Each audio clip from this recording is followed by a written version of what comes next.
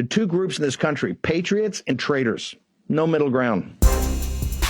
Disinformation is not simply lies or falsifications. It is the art of having your enemies say what you want them to say. Who would engage in espionage on Twitter? Who would be that stupid? Not me. It's very important to educate people about these techniques. They have the Great Reset, we have the Great Awakening.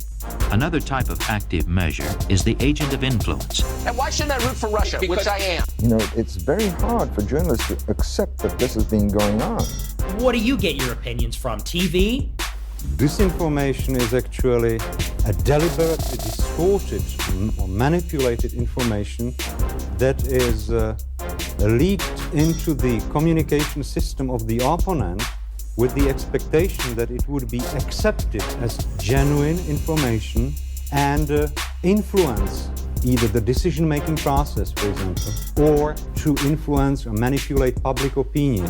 I want to see these people go through misery because of their grooming against our children. Some questions remain unanswered. What is the effect of all these active measures? I did nothing wrong.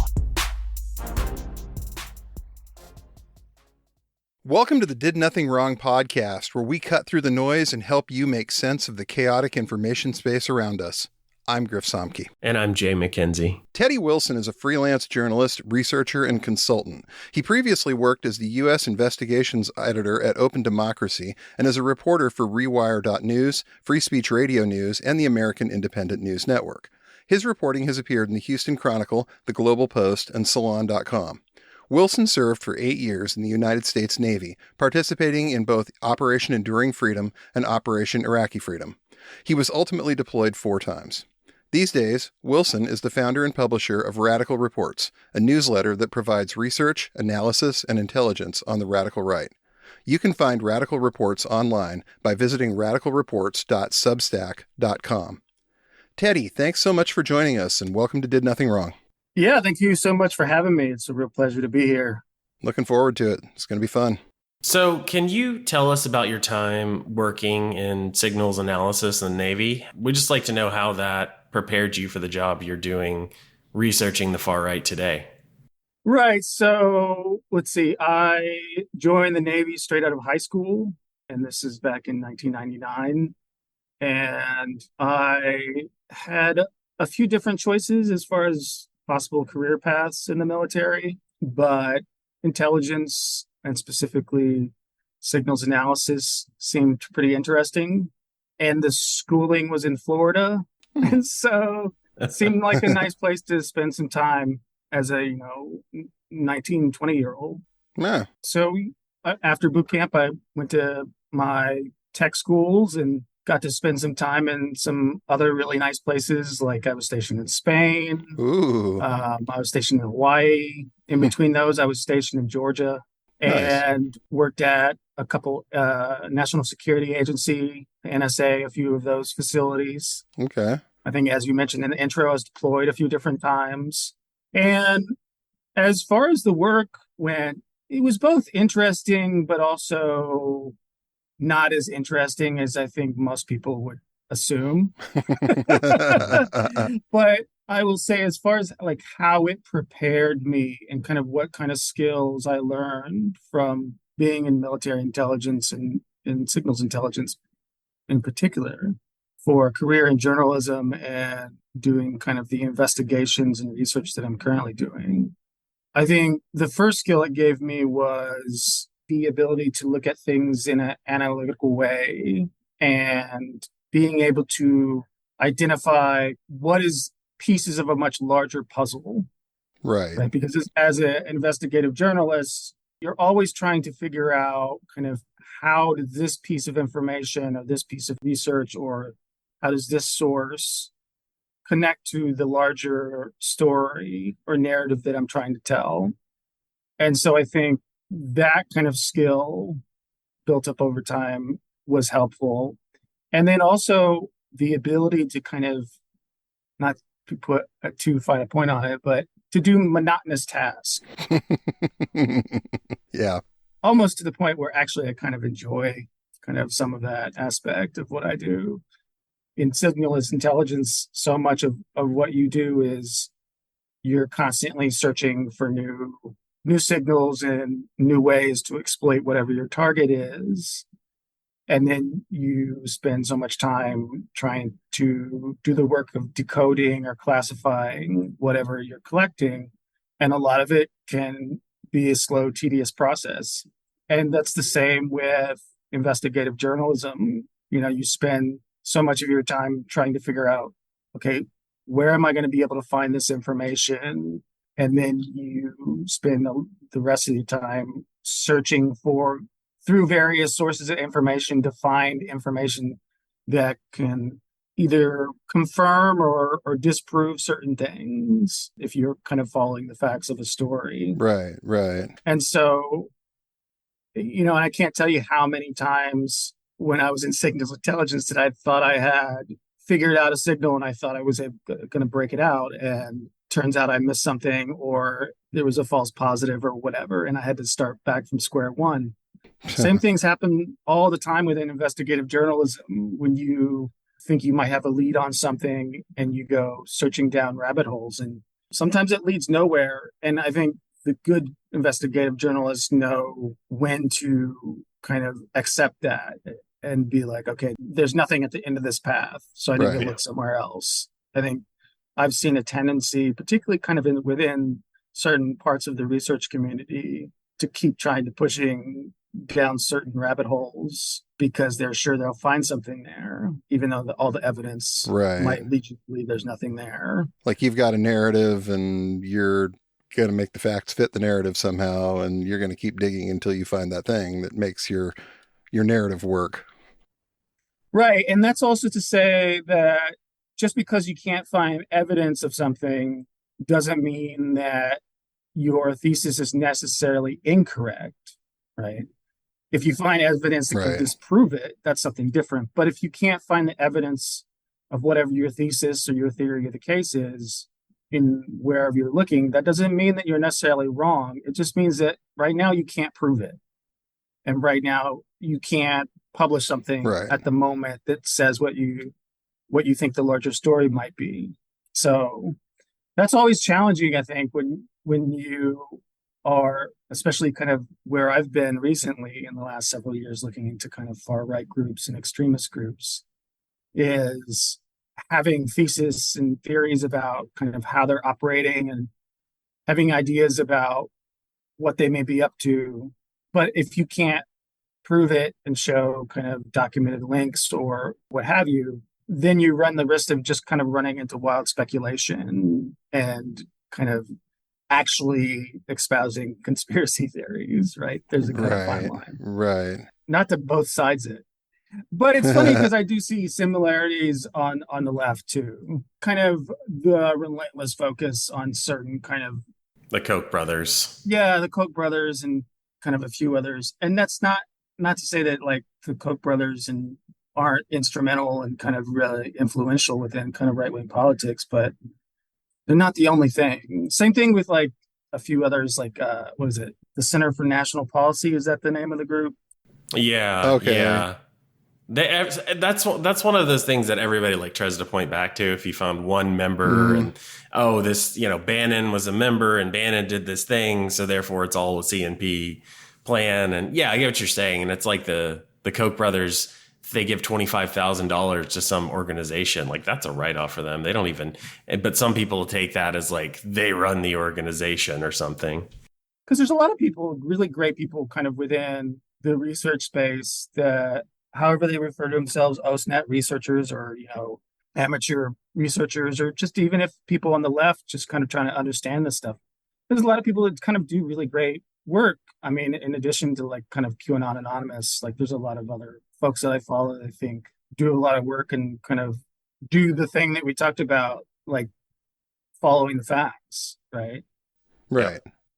The right is really good at platforming kind of the worst people of the left, right? Yeah, They always bring up, not that there's anything wrong with the people that are involved with the Revolutionary Communist Party and then of itself, right?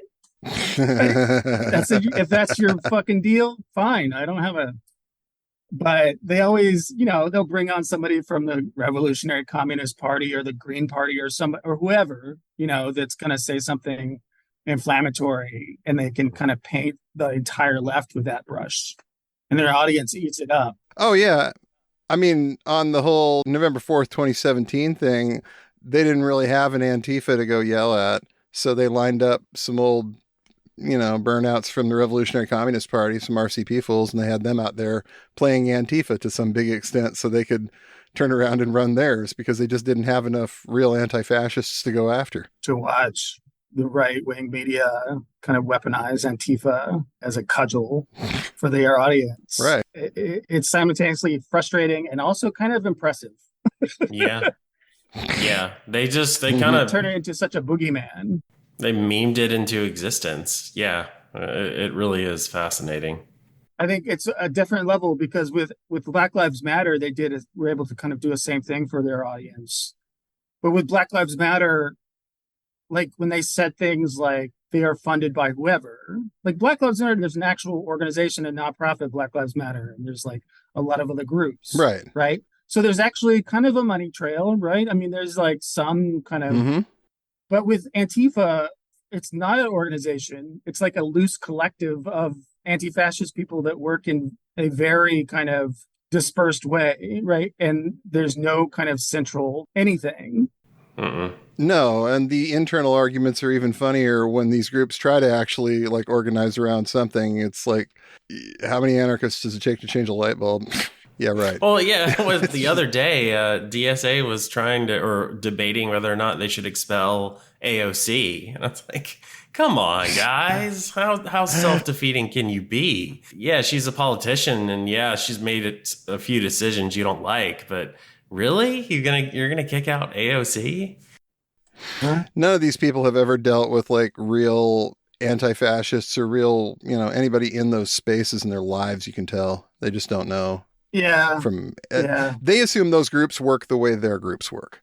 So they've painted this sort of boogeyman that sort of looks like the reverse of what they do. And the cultures are completely different. So they have this idea that like, oh, there must be a leader around somewhere. They must have meetings. They must have organizations and titles. And it's like, no. But they can only see, like, the left is Stalin or Mao. Maybe we don't see it, but obviously that's who we are. Just because they're good at hiding it. Yeah. Because they're really, really good at, their OPSEC. And the media helps us, and the deep state and yada, yada. I mean, So it reminds me of, I can't remember his name. It's one of Elon's Twitter minion bros. Tweeted, "These four men will like end Western wokeism" or something. And it was Kim Jong-il, it was Donald Trump, it was Xi Jinping, and then Vladimir Putin. And I was like, really? Like, okay, bro. Okay. Oh, man. The interesting thing, though, would always be to ask them if they actually want to go live in those countries. Like, do you really want to go live in Russia or China or North Korea? They usually won't answer that one. But Russia's interesting, though. There's a lot of white supremacists that for years, even long before this, were fans of Russia. There was a white supremacist that is from Texas that's been on my radar for a very long time, neo-Nazi guy. And he went to Russia all the time. Louis Beam. Louis Beam? No, I can't remember his name right offhand. Because Beam went to Russia in 2014, and that's an interesting one, too. He's got a whole article that he wrote about it at one point. I'll send it to you. It's like, holy shit, wow, that's a little frightening. Yeah, but I think what it is like a lot of these guys, if you ask anyone from the New York Young Republicans and that group of fascists to the radical traditionalist Catholics to kind of other groups that are kind of within this realm, it's not that they want to go live in Russia or go live in China. They want authoritarian government here. Yeah. That's what they really want. That's why you've seen this kind of attraction to Putin, is because he they perceive him as running Russia the way they want. I agree. And we talked about this a little bit with David Nywert, who has studied some of the far right attacks in Russia and how that movement grew there. And one thing he pointed out is a lot of what we're seeing on the attacks on the LGBTQ community here in the US really mirrors what was happening in Russia about 10 years ago, that they're copying a lot of the same tactics, and they want the same goals where they can ban trans ideology, gay marriage, just anything that they can take away. They want to, and they see a playbook there. One of the points that I've tried to make often, both in the newsletter or both in posting on social media, is the importance of understanding the United States far-right authoritarian movement is connected to a much larger transnational authoritarian movement. Right. And that while various U.S. groups and movements have an impact internationally, the most recent example is the U.S. Christian right and the anti-abortion movement's activities in Africa, pushing anti-abortion legislation, and then also legislation in Africa criminalizing the LGBTIQ community. I think while there are examples of that, it's important to understand that the far-right authoritarian movement in the U.S. also responds and learns from those movements in other countries and other parts of the world. Yes, definitely. And so I think, especially with the recent weaponization of the term gender ideology, which is a term that the far-right and right-wing media really started using in the United States within the past year or so. It was present in certain parts of right-wing media, in certain parts of the far right prior to that, but I think you've seen an uptick in it to the point where presidential candidates are using the term, right. Republican presidential candidates. And I think it is much more prevalent kind of in right-wing media, to the point where I think folks that might not necessarily follow these movements might be aware of that term now than they probably weren't aware of it a year ago. Right, because that term gets tossed around every time that they've done a media appearance, every time these people have talked to anybody on any side of it, they use the phrases. They're very good at getting their catchphrases out over and over and over again, to the point where they do actually hit the mainstream. So, you look at a guy like Chris Rufo, who took a term like, CRT, which didn't mean anything close to what he made it mean, just by repetitive media appearances and shooting the words out there until everybody had this idea that was completely different than the original concept, which was, a legal concept here, where now it's the overarching term for everything that they think is wrong with this country. You talk about the international aspect of all of this, and something that we talk about here is how much content matters, whether it's the catchphrase or getting everyone to be anti-CRT or anti-woke or talking about gender ideology. They're very good at weaponizing terms. They're very good at amplifying each other's talking points, which is, we saw it in 2016, 2017 with RT and various Russian outlets sort of amplifying these far-right voices in the US, and it made them seem bigger and more important than they really were, and then more people are talking about it, and it grows the conversation. But I think now we see that with more and more far-right groups, especially in Europe or Brazil, where they have internalized terms like the deep state, the gender ideology. You talk about the riots in France recently, and it's the anti-immigration talking points are shared, whether you're in France or Germany or the US. So even if these people aren't necessarily getting together and having a big meeting or big group come together and profess their shared beliefs and love for each other, they are helping one another. Right. And specifically when it comes to gender ideology, that was a term that really has its roots and genesis within the Vatican in the 1980s, and the response to the growing calls for protections for women's rights and the feminist movement then. And it really became a weaponized term in Europe after the Istanbul Convention, which is a UN convention around the rights of women and gender equality. And then you saw it also be really highly weaponized in South America, particularly in places like Brazil, where you saw gender ideology partnered with terms like children's rights and protection of the family, right? And so this is a few years ago.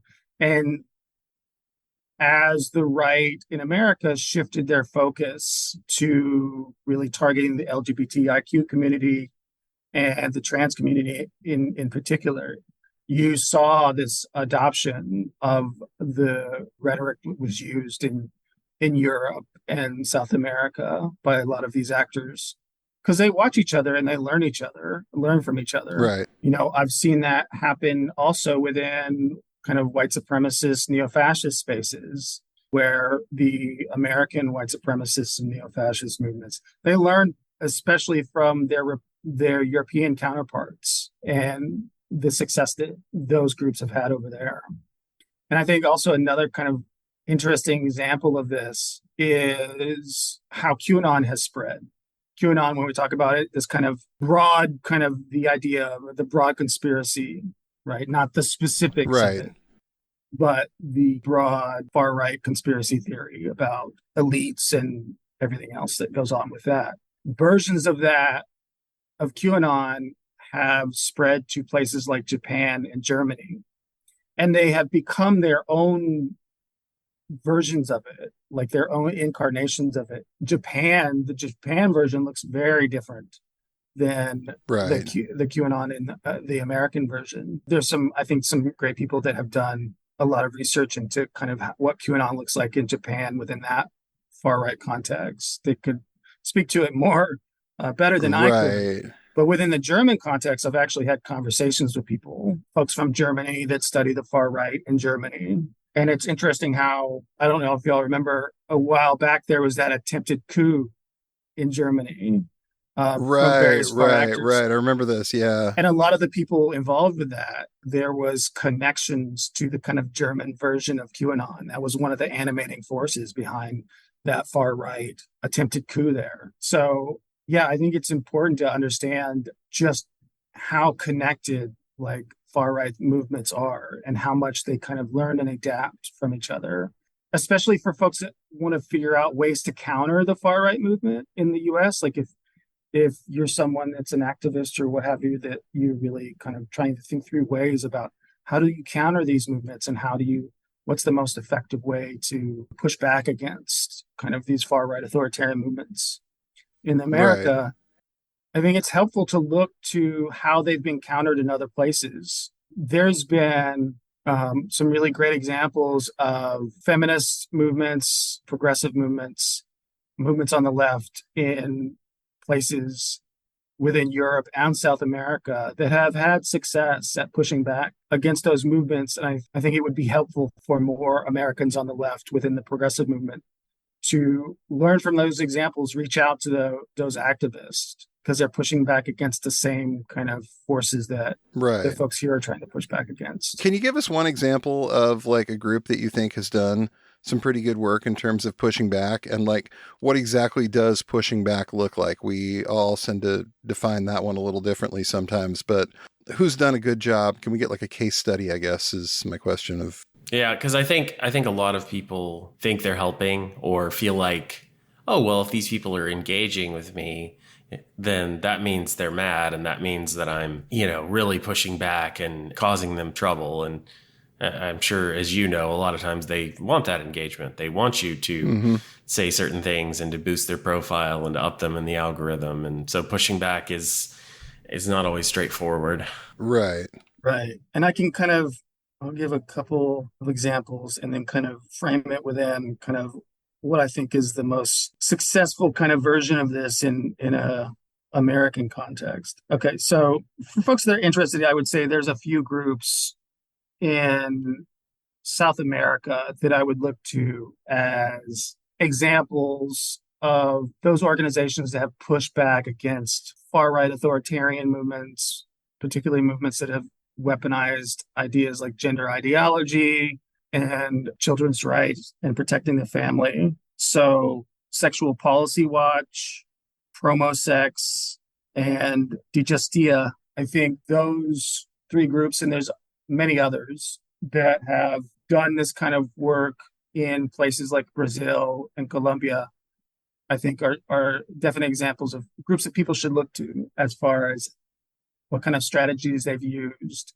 and how they have been successful and kind of what lessons they've learned. Right. I think to also bring that back to an American context, and this is related to kind of how those groups have been successful, I think there are some models that can be used here in American context. So when you look at the anti-abortion movement, right, and which has been highly successful. Oh, yeah. But it has been a movement that has been patient and relentless over the course of the last 40 or 50 years. And they have achieved some of their goals, but there's a lot of infighting within that group too. So I think one of the models for how to push back against the anti-abortion movement that has seen a lot of successes has been to frame the pushback around the idea of reproductive justice, right? Not just being pro-choice or pro-abortion, right? But framing your opposition to the anti-abortion movement within the framing of the reproductive justice. And what that framing does is it places the right to abortion and the right to reproductive health care within a much larger context. And so when you are using that framing as a grassroots activist and you're talking to people, right, and you're organizing to push back against this, you can tell people that this isn't just about whether or not somebody can have an abortion at 6 weeks or 14 weeks or 20 weeks. This is also about the entire scope of reproductive and sexual health care, whether or not you want to choose to use birth control in whatever manner you want, whether or not you want to choose to use the various types of fertility care, in vitro fertilization, whether or not you want to choose adoption or surrogacy, to understand that the anti-abortion movement and the kind of broader movement behind it is opposed to almost all of those ideas, right? And so when you frame your opposition to these far-right kind of extremist ideologies around a much more holistic approach, I think that can make it more successful because people kind of get a broader understanding of, oh, okay, this isn't just about abortion, right? This is about how and when I want to choose to have a family. Right. And I think those have been highly successful.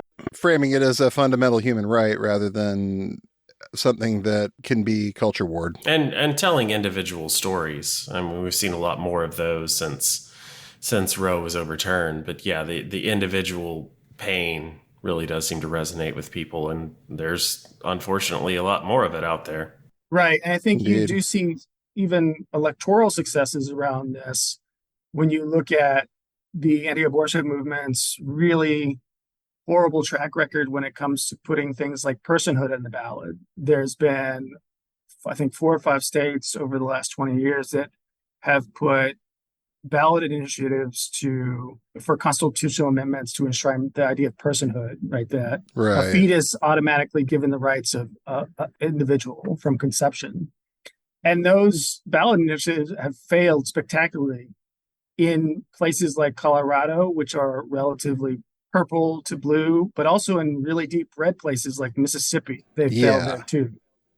So let's kind of shift gears a little bit and talk about a group that kind of dovetails with some of that, but seems to have a bigger agenda as well about what they are shooting for at this point. Let's talk a little bit about Moms for Liberty.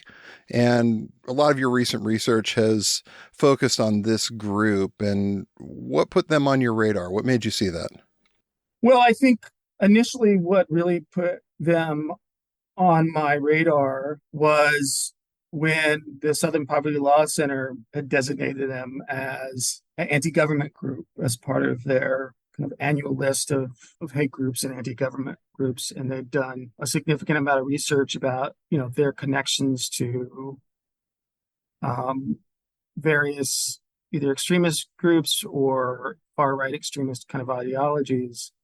And then additional reporting on their connections to far-right groups. It became clear to me that they were an important group to track and understand because of a few different reasons. I think one, because of just how successful they've been at establishing new groups around the country, right? Right. So they've brought in a lot of folks. And so that gives you an opportunity to really have an understanding of how this group operates within kind of different parts of the country that have different kind of political cultures and dynamics. But I also think that this group is important to understand as kind of a vector for radicalization, because after spending a lot of time kind of studying this group and looking at who its members are and how they interact, I think members for Moms for Liberty, the rank and file, aren't necessarily far-right extremists. Right. But I think the group has attracted a lot of people with far-right extremist ideologies, a lot of people that were radicalized in the past few years during COVID.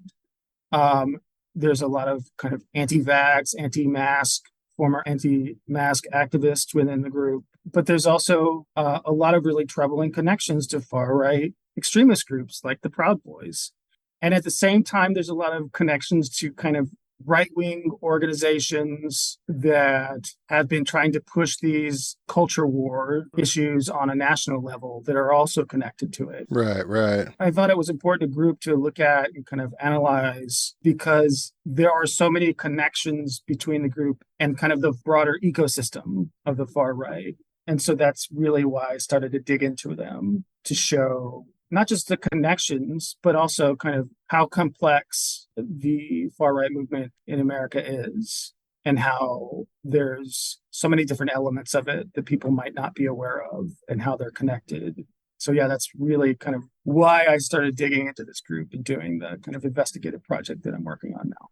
So I think you're right, and I agree with you when you say that a lot of the rank and file are not necessarily far-right extremists, but they're, if you look at the memes, if you look at the messaging, if you look at who's speaking at these events, it seems like the members are certainly being fed those far-right talking points, perhaps from a more sanitized image of, you know, moms who just care about their kids and want to ensure that they have the right kind of upbringing and all this. So would it be fair to call it kind of a gateway extremist organization? It's a way of pulling the normies in. Is that some of what you're seeing here? I mean, perhaps. I mean, I'm not ready yet to make any kind of definitive kind of conclusion or statement kind of along that lines yet. I will say, you know, I do see a lot of similarities between Moms for Liberty and, for example, the Tea Party movement. I think you see a lot of the same types of people that you saw in the Tea Party movement. I think it also illustrates something that, if you've studied the far right movement or kind of right-wing American politics, that something that you already know, but the general population might not understand, like how important women are to this movement. White women really kind of make up the backbone of the organizing of right-wing and far-right politics. If you look at who kind of the leaders are and who the organizers are, going all the way back to the Tea Party and kind of a lot of these movements, it's a lot of the same kind of people. But to kind of your point of radicalization, I think when you look at this group, you see, when you look at the leaders of the individual groups, these individual chapters, you can see such a varied kind of spectrum of where they are kind of within far-right politics and right-wing politics. As I mentioned, there's a lot of folks that were involved in kind of the anti-vax, anti-mask politics during the COVID era. But I've seen a lot of people also involved in kind of promoting other conspiracy theories too, including QAnon. And I think it also probably reflects what you see in other parts of the far-right movement.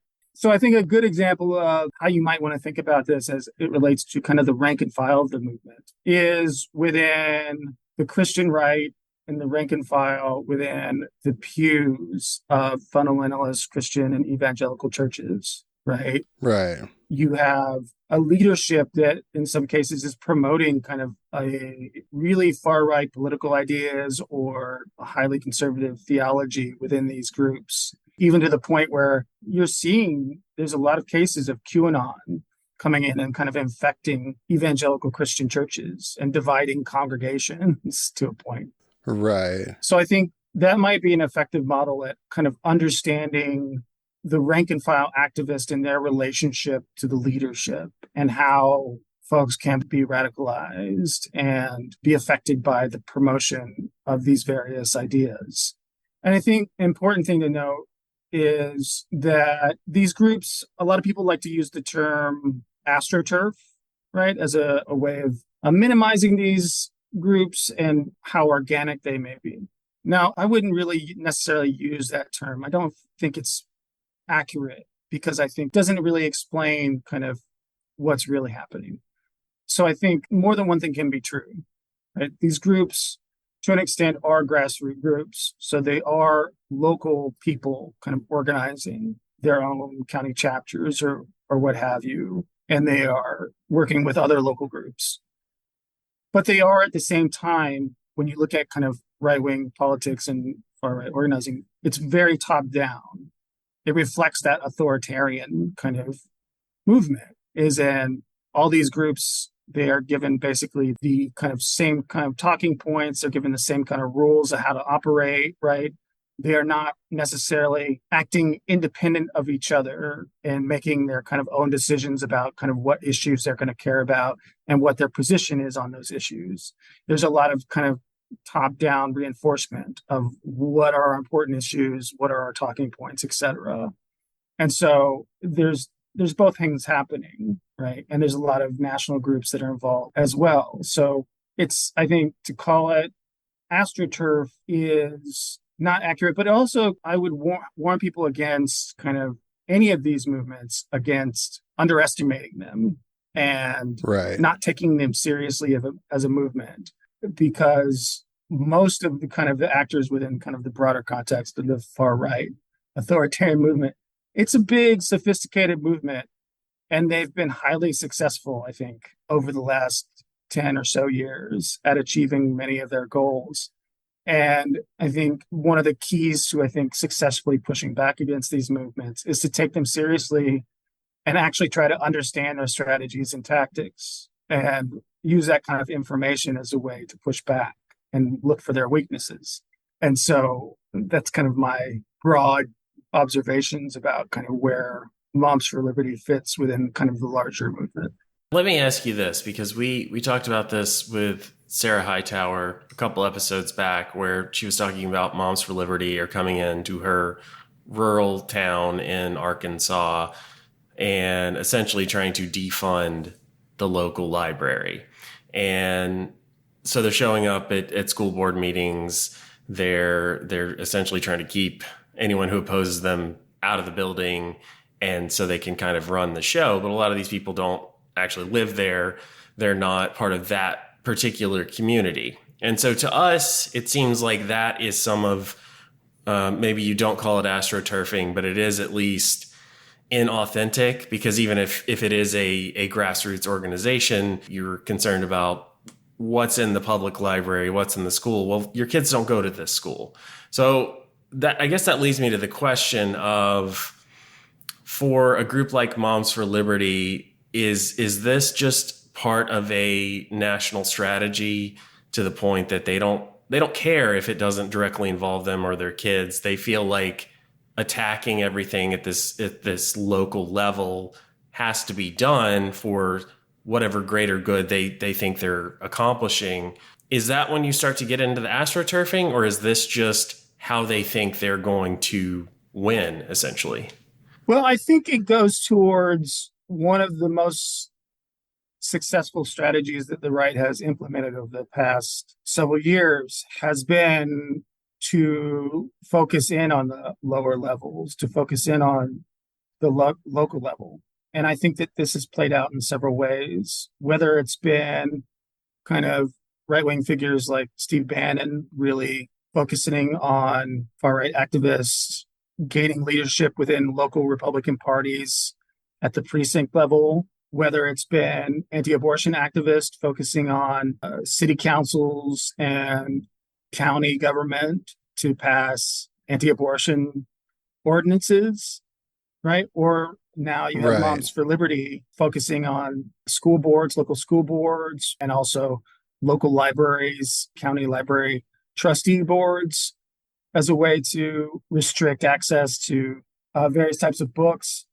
So I think that this fits into kind of a larger strategy that the right has been using recently to focus on the local level. And so to answer your question, I think it's both that you have local activists that are working to do this, but you also, I think, have a lot of national level kind of figures that are interested in this and trying to kind of use this as a way to push their agenda as well, right? That's why you see, I think, for an example, in Tennessee, there's Moms for Liberty groups there and local activists, but you also have figures like Matt Walsh, the right-wing pundit for the Daily Wire, also being highly involved in those local school board issues. I think you see kind of both things happening at once. It's both been a successful strategy for them in a lot of ways, but it's also been a way for kind of the national figures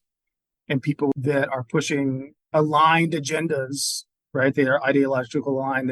I think they view it as an opportunity. And so, yeah, I think it's both things that are happening. And I think a lot of it just depends on the specific circumstances of it, right? So what's happening in Arkansas and those battles around the library, there's been similar efforts in other places, like Oklahoma and Texas. There's been groups that have also tried to basically defund local libraries. I was told about one right after our episode came out. Someone reached out and said that they were familiar with something similar that was happening. Their local chapter of Moms for Liberty was doing the same thing at a local library there. So one can surmise that this obviously, is something they're pushing at all levels of their organization now to try and let's achieve this goal of control of local information sources like this. Right. And it's difficult to say whether it is a coordinated effort, right? If this is something being pushed down from kind of the national versus whether it's a replication, kind of a copycat effort.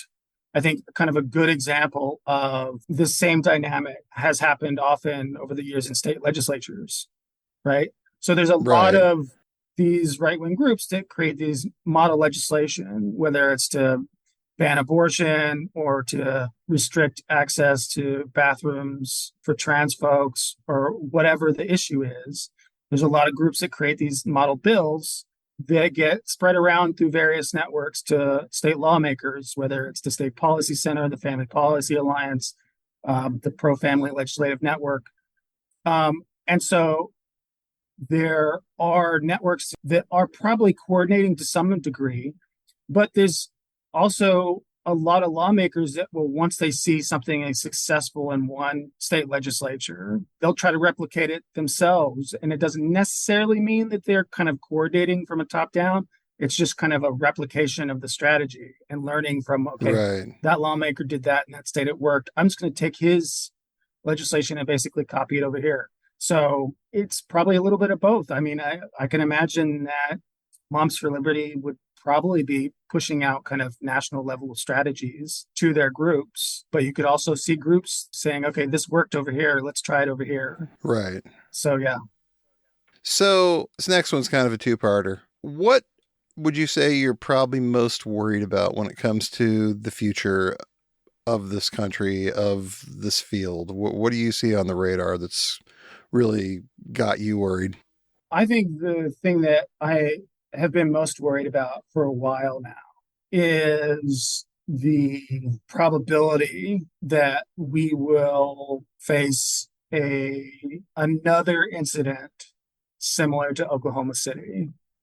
I think it's highly probable that we will see a mass casualty far-right terrorist event within the near future. Now, I don't know when and how it may happen, but I think the question is if, not when. I think when you look at the kind of current political and cultural context that we're in and how much far-right extremist groups have been organizing, and also on top of that, how much far-right extremist violence there has been, whether you're talking about white supremacist terrorism, mass shootings in places like El Paso, Texas, and Buffalo, New York, or whether you're talking about far-right terrorist agitation and violence in places like Portland or Los Angeles. So much of kind of the current kind of political culture reminds me of what was happening in the early to mid 1990s when you had an ascendant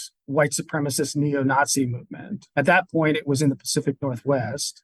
Well, there's still a lot of that activity going on in the Pacific Northwest, but I think you'll see there's so much of that activity going on right now in the Northeast. And you see a lot of the same. Then it was the militia movement and all these far-right movements. And I think groups like the Proud Boys and the Oath Keepers have kind of supplanted the kind of militia movement within that context. You also see a lot of this kind of activity on the border. There's been a lot of this border vigilantism going on the U.S.-Mexico border. So all of these things happening, and combined with, the amount of how much conspiracy theories have infected not just these movements, but just how much you can hear people talk about these crazy conspiracy theories kind of in everyday life. I don't know where you live or your listeners live, but kind of where I live in Texas, I've heard conspiracy theories come up. People talk about it in line in the grocery store. Yeah. Right. Yeah. I think it's permeated kind of everyday society more than I would have expected. And so I think all of these kind of elements come together to have me very concerned about what I think is the high probability of a far right extremist mass casualty event sometime in the near future. Right.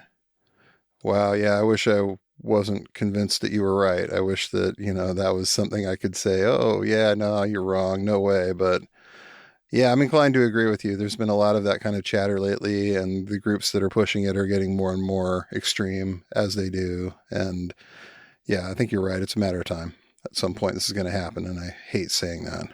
And what it may look like may be vastly different than kind of what we may imagine, right? Right. It could look like something similar to Oklahoma City, like an attack on a government building or what have you.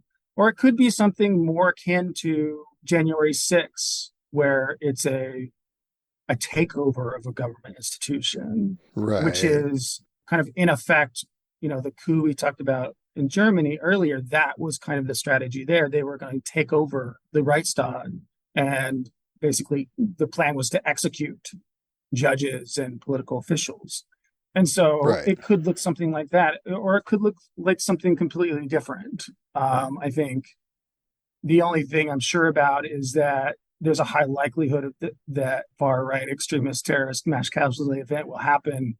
But what it may look like, I think it could look like anything. Right. So part two, what are you optimistic about? Or what gives you hope that things are going to get better? Well, I think what gives me the most hope is, over the past, 10 to 15 years that I've been a journalist and a researcher and involved in covering these movements, I've also gotten to know a lot of folks within kind of different parts of progressive activism, whether it's be, folks within the reproductive justice movement or folks within the racial justice movement or other associated movements. And I think what gives me kind of the most hope is the dedication that I've seen from folks within the progressive movement and kind of the broader left at pushing back against far-right authoritarianism, and the dedication that so many of these folks have at really doing a lot of really difficult on-the-ground organizing and activism. That really gives me the most hope, is knowing that there's so many people out there doing that really hard and challenging work.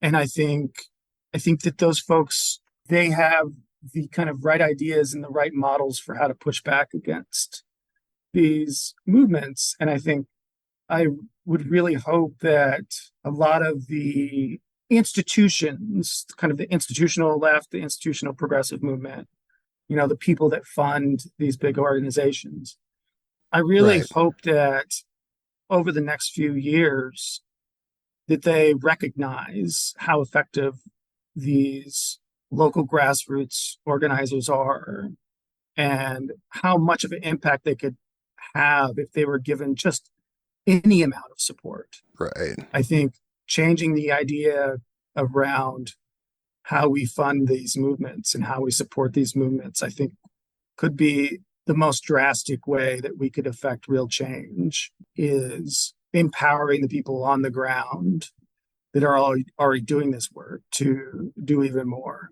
and kind of get out of their way almost and let them do the work. So I think that's what gives me the most hope, is just knowing kind of how many people are out there on the ground doing this work. And I think if you want an illustration of that, I think look at places around the country in the last few weeks, the last month during Pride Month. How many Pride events did you see that were maybe the target of far-right extremists, whether it was anti-LGBT groups or even white supremacist groups? How many of the people from those communities came out and supported those groups? I think just the other day, there was an event at a local LGBTIQ center. I think it was in Ohio, where these neo-fascists shows up. And there was over 200 community members that showed up to support that community center and show support for those LGBTIQ youth. Yeah, I think that's what gives me hope, is when I see kind of people really stand up and push back in numbers like that.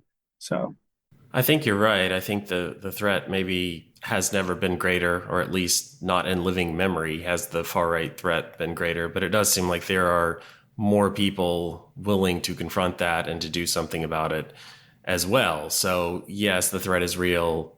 Be concerned, but also support the people who are willing to go out in the street and do something about it. Well, thank you, Teddy. We really appreciate your time today. Very enlightening, giving us a lot to think about. Any projects you've got going? I mean, aside from just kind of following all the nonsense that is happening on the far right in general, I mean, if people are interested, if listeners want to find out about my work or support my work, you can subscribe to my Substack, radicalreports.substack.com. There's a free and paid version where I have links to the Moms for Liberty project, and there's ways they can support that too. Yeah, well, go find Radical Reports, support Teddy and the great work that he's doing. And Teddy, thanks for joining us today. We really appreciate it. Thanks. It was a real pleasure. Thanks for inviting me on. Problem. Take care. Have a great rest of your day. Thanks for listening to the Did Nothing Wrong podcast. If you want to hear more, you can find us on the web at didnothingwrongpod.com. Please make sure you subscribe to get our content straight into your inbox. You can also follow us on Twitter at James, the word 4, and the letter M, all one word, and GrizaBJJ, GRZABJJ, as well as DNW Pod. We're extremely grateful for paid subscriptions and donations that allow us to keep doing this important work. Thanks, and remember, everyone mentioned did nothing wrong.